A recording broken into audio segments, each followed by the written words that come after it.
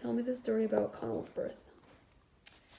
So Conall is an interesting, I guess my body must have been doing a lot of different things or whatever, because for whatever reason, I thought I was pregnant with him earlier than I really was pregnant. I don't know if I just had symptoms, but we probably hadn't tested yet or whatever, but I was having nausea or other things earlier. I thought, as I went through and looked at the numbers, I thought if it had been when I thought I had gotten pregnant, he would have been like 45 weeks. He wasn't. Of all my babies, he was the smallest. He was 8 pounds, 4 ounces. I had none others in that category. I think my next smallest was Serena, who was like 8'11".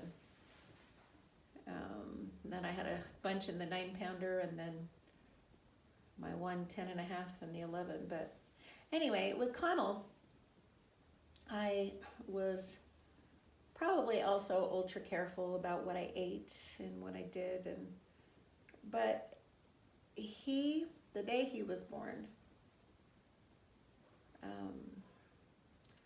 I think the contractions started, earlier in the day. And so my backup plan at that point, the house wasn't big enough, like, the houses that we had in Houston or anything like that. We were living in the house in Orfino, little bitty home, 2-bedroom, created a 3rd bedroom out of it, and so I called up, so Jen Fowler, who was Gray, Jennifer Gray, was married, and Jen Fowler was in our ward there in Orfino, and she was just a huge help. The kids would go up to play there a lot from time to time and stuff, and so I called her up and I said, okay, I think we're having a baby today, and can you please take my kids and watch them until whenever.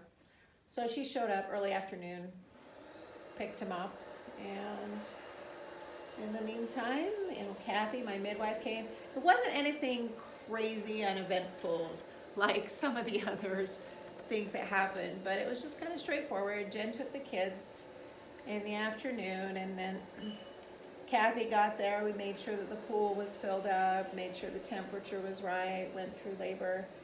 It wasn't a very long labor, but he was born about 7:30 in the evening. And like I said, he was my smallest. It was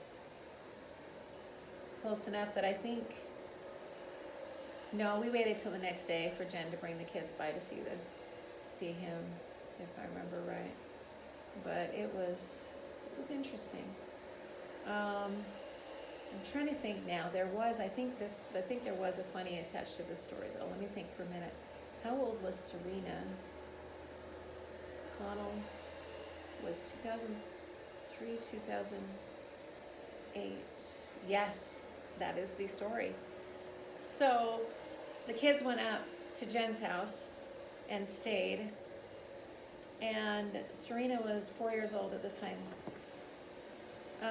With all my kids, I had, potty training, working with them, we'd have different times and stuff.